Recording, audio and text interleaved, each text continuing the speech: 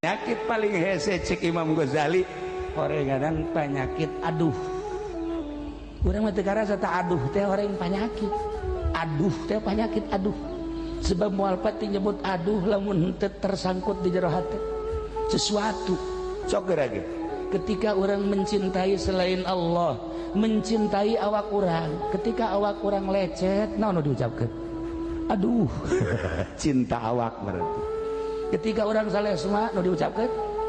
Aduh, berarti penyakit tah. Eta penyakit aduh teh ku cinta awak. Ketika orang make baju bagus, baju orang kakeceretan ku batur, cinta orang ka baju nyebutna naon? Aduh, cinta baju. Ketika motor urang ieu keur dilempangkeun haju kasenggol ku batur nyebutna naon? Aduh deui bae cinta motor. Ketika orang naik mobil haju mobil orang remna blong, aduh ge aduh